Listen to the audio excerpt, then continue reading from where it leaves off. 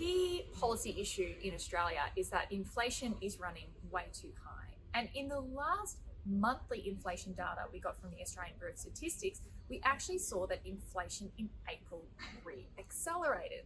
That means that even though we have seen interest rates going up for some time now, it's not necessarily creating a nice, neat turn down in inflation. Now, that's for a number of reasons.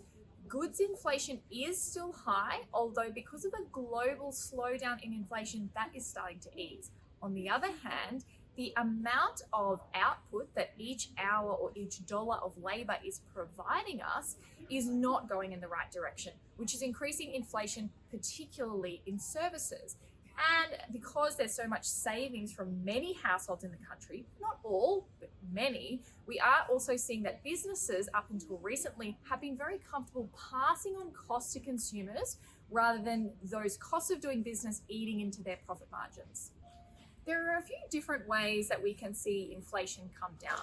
One is productivity growth. Now, productivity in Australia has actually been declining, which means that even though wage growth has been relatively modest, the cost of providing a unit of output in terms of labour is growing really quickly. So wage growth grew 3.7% year on year, but unit labour costs grew 7.9%.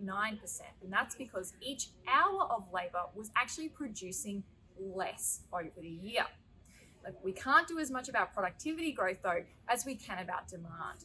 The less people want to buy, the harder businesses have to work for their money. And what that does is it makes businesses more likely to absorb extra costs of doing business into profit margins rather than pass those costs onto the consumer. The Reserve Bank raises interest rates in order to force the household sector to spend less so that businesses have fewer bottlenecks and have to work harder for that consumer sector cash. We also know that by raising interest rates, they make businesses think twice about taking on debt or spending, and they also make keeping your savings, whether it's in a bank account or a term deposit or another kind of longer term use of that money, is more rewarding than it is when interest rates are low. Current trends in the labour market, including very, very low unemployment and continued elevated job ads, means that wage growth won't be slowing down anytime soon. So that solution to inflation is likely to be far away.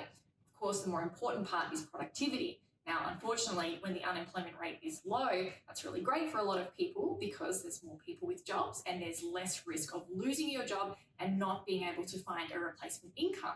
But the downside is it usually comes with less productivity growth. What that means is that although productivity is likely to stop declining soon, there may not be a very, very quick productivity growth solution for inflation. This means that the Reserve Bank will have to continue to work to bring inflation down through destroying demand, basically through encouraging households to save more and spend less, and encouraging businesses to think twice about their own spending as well.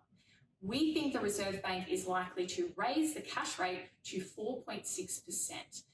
That means another cash rate increase likely in July and August. And once the cash rate hits 4.6%, we think that that will stay that way until late 2024. If households were at a widespread risk of having financial stability issues, the Reserve Bank may need to cut earlier. But when we look at the data, what we're seeing is that mortgage arrears rates are very low.